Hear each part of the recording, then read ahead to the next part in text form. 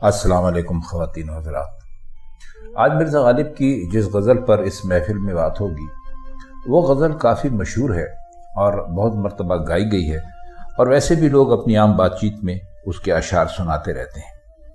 اس کا پہلا شعر ہے: نکتہ چیں ہے غم دل اس کو سنائے نہ بنے، کیا بنے بات جہاں بات بنائے نہ بنے۔ سنائے نہ بنے کا مطلب ہے سنانے کی کوئی صورت نہیں بنتی، اور بات کا بننا یعنی کامیاب ہونا، تدبیر بن جانا اور مراد حاصل ہو جانا۔ اور بات بنانا کہتے ہیں بات کو پھیر پھار کر اپنا مطلب نکالنا۔ وہ کہتے ہیں کہ میرا محبوب حد درجے نکتہ چین ہے۔ نکتہ چین کا شاید ہم نے آپ کو مطلب نہیں بتایا۔ نکتہ چین جو ہر بات میں کوئی نہ کوئی خرابی نکال کے اس بات کو مسترد کر دیتا ہو، اسے غم دل سنانے کی کوئی تدبیر نہیں پڑتی، اور جہاں پر ہیر پھیر سے مطلب نکالنا ممکن نہ ہو وہاں مراد حاصل کرنے کی کیا صورت ہو سکتی ہے۔ اس شعر میں نہایت اہم لفظ ہے نکتہ چین۔ اگر کوئی آدمی نہایت ضروری بات بیان کر رہا ہو، خصوصاً کوئی غم کا معاملہ ہو، اور سننے والا بات بات پر نکتہ چینی اور اعتراض کرنا شروع کر دے، تو بات میں وہ اثر کبھی پیدا نہیں ہو سکے گا جو کہ قدرتی طور پر پیدا ہونا چاہیے۔ یہی حقیقت اس شعر کی بنیاد ہے۔ عاشق جب اپنے عشق کی داستان بیان کرتا ہے، سنانا چاہتا ہے، تو محبوب بات بات پر ٹوکتا جاتا ہے۔ کہیں اعتراض کر دیا، کہیں یہ کہہ دیا کہ یہ غلط ہے، کہیں کوئی بات کاٹ دی، کہیں کوئی غلطی نکال دی۔ تو اس طرح سے وہ اثر پیدا نہیں ہوتا جو ایک درد بھری داستان سنانے کے لیے بہت زیادہ ضروری ہے۔ اور محبوب کی جو نکتہ چینی ہے وہ قدم قدم پر بات میں مداخلت کا سامان پیدا کرتی ہے، لہذا غریب عاشق مجبور ہو کر کہتا ہے کہ میں کیا کروں، نکتہ چینی کے باعث اسے غم دل سنا نہیں سکتا، اور تو جہاں کوئی بات بنانے کی صورت ہی نہیں ہے وہاں میری بات کیسے بن سکتی ہے۔ اگلا شعر ہے: میں بلاتا تو ہوں اس کو مگر اے جذبہ دل، اس پہ بن جائے کچھ ایسی کہ بن آئے نہ بنے۔ بن کا مطلب آپ جانتے ہیں بغیر، اور اس میں کوئی اور خاص ایسا مشکل لفظ نہیں کہ جس کے ہم معنی بیان کر سکیں۔ تو وہ کہہ یہ رہے ہیں کہ میں اپنے محبوب کو بلاتا تو ہوں لیکن اس کے آنے کی امید نہیں ہے، اور پھر وہ اپنے دل سے مخاطب ہوتے ہیں کہ بھائی تو کوئی ایسا اثر دکھا کہ وہ بالکل مجبور ہو جائے اور میرے پاس آئے بغیر کوئی چارہ نہ رہے۔ تو پہلے مصرعے میں لفظ تو سے صاف ظاہر ہے کہ محبوب کو بلا تو رہے ہیں مگر اس کے آنے کی کوئی امید نہیں ہے۔ اگلا شعر دیکھیے: کھیل سمجھا ہے کہیں چھوڑ نہ دے، بھول نہ جائے، کاش یوں بھی ہو کہ بن میرے ستائے نہ بنے۔ اس میں بھی کوئی مشکل لفظ نہیں ہے۔ اس کا مطلب کچھ ایسے ہو سکتا ہے کہ میرے محبوب کے نزدیک عشق اور محبت کا معاملہ ایک کھیل ہے کہ جب چاہا کھیل لیا، جب چاہا چھوڑ دیا، اور اسے وہ کوئی سنجیدہ بات نہیں سمجھتا جس کے ساتھ دلی تعلق ہو۔ لہذا عاشق کو یہ خوف ہوا کہ محبوب اس کو کھیل کی طرح چھوڑ نہ دے، بھول نہ جائے، جس طرح بچے کھیلوں کے متعلق عموماً کرتے۔ اس لیے عاشق آرزو کر رہا ہے کہ کاش ایسی کوئی صورت پیدا ہو جائے کہ محبوب کو مجھے ستائے بغیر چین نہ آئے، یعنی عشق و محبت کے معاملے میں وہ خاص مشغلہ بنائے رکھے، اسے کھیل نہ سمجھے۔ شعر ہے کہ غیر پھرتا ہے یوں تیرے خط کو کہ اگر کوئی پوچھے کہ یہ کیا ہے تو چھپائے نہ بنے۔ غیر ہم آپ کو پہلے بھی بتا چکے ہیں کہ رقیب کو کہتے ہیں، تو وہ کہتے ہیں کہ اے میرے محبوب تو نے جو رقیب کو خط لکھ دیا ہے وہ اسے جگہ جگہ لیے پھر رہا ہے، یعنی ہر ایک کو دکھا رہا ہے کہ اگر کوئی پوچھے تو یہ کیا ہے تو وہ اس کے لیے چھپانا بہت مشکل ہو جائے گا، اور ظاہر ہے کہ جب لوگوں میں یہ بات جائے گی کہ وہ خط آپ نے لکھا ہے تو اس طرح آپ کی رسوائی ہوگی۔ شعر دیکھیے کہ اس نزاکت کا برا ہو وہ بھلے ہیں تو کیا، ہاتھ آویں گے تو انہیں ہاتھ لگائے نہ بنے۔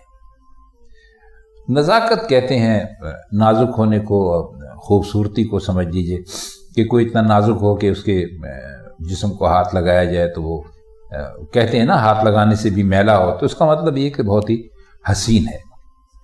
تو کہتے ہیں کہ بے شک وہ حسین ہے اور ان کا حسن بڑا لاجواب ہے، مگر دیکھیے کتنے نازک ہیں کہ اول تو کسی کے ہاتھ لگتے نہیں ہیں، اور اگر لگ جائیں تو انہیں چھوا نہیں جا سکتا۔ تو حسن میں تو کوئی ان کے شک نہیں ہے، لیکن ان کی نزاکت نے عاشقوں کے لیے بڑی مصیبت پیدا کر رکھی ہے کہ کوئی اگر ان کی بارگاہ میں پہنچ بھی جائے تو بھی انہیں ہاتھ نہیں لگا سکتا۔ شعر دیکھیے کہ کہہ سکے کون کہ یہ جلوہ گری کس کی ہے، پردہ چھوڑا ہے وہ اس نے کہ اٹھائے نہ بنے۔ جلوہ گری کا مطلب ہوتا ہے نظارہ دکھانا، جو نظارے دکھاتا ہو، جلوے دکھاتا ہو۔ تو یہ شعر اصل میں یہ عام کسی محبوب کے لیے نہیں ہے، بلکہ یہ سمجھ لیجئے کہ یہ اللہ کی ذات کے لیے انہوں نے کہا گیا ہے کہ کون کہہ سکتا ہے کہ کائنات میں یہ سارا جلوہ، یہ ساری رونق کس کے دم سے ہے، کس نے اپنے وجود کی شان ہر طرف بکھیر رکھی ہے، اور پوری کائنات پر ایک اسباب کا ایسا پردہ ڈال دیا ہے کہ کوئی اس کو اٹھا ہی نہیں سکتا، یا اٹھانے کی کوئی تدبیر کسی کے خیال میں آ ہی نہیں سکتی۔ تو جب پردہ اٹھانا ممکن نہیں تو کیا کہا جا سکتا ہے کہ سب جلوے کس کے ہیں۔ شعر ہے کہ موت کی راہ نہ دیکھوں کہ بن آئے نہ رہے، تم کو چاہوں کہ نہ آؤ تو بلائے نہ بنے۔ اب اس میں ایک مزے کی بات یہ ہے کہ غالب نے اس شعر کا مطلب خود کسی کو بتاتے ہوئے کہا تھا کہ بھائی مجھے بڑا تعجب ہے کہ تم اس بیت کے معنی میں تم کو سمجھنے میں تکلیف رہی۔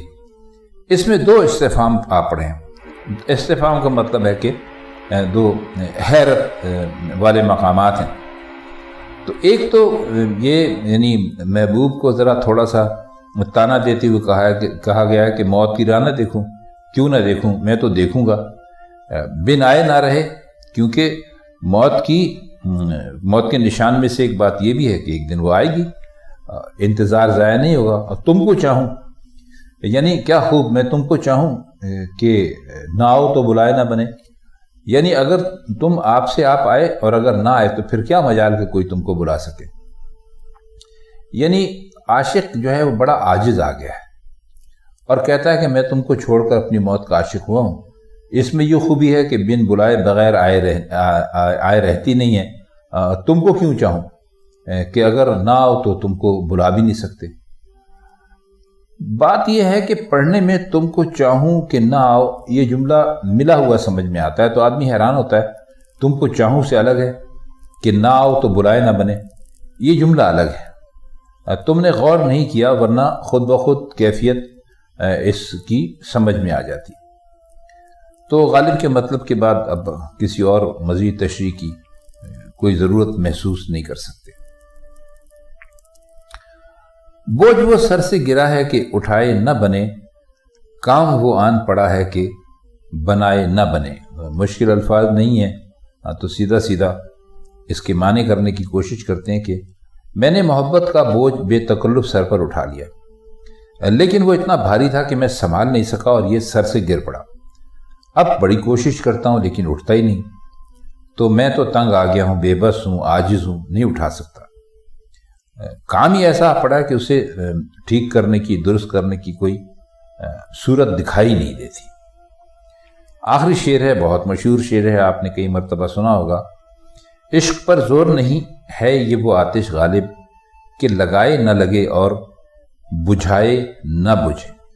زور نہیں کا مطلب ہے کہ اس پر بس نہیں چلتا، اور آتش کہتے ہیں آگ کو۔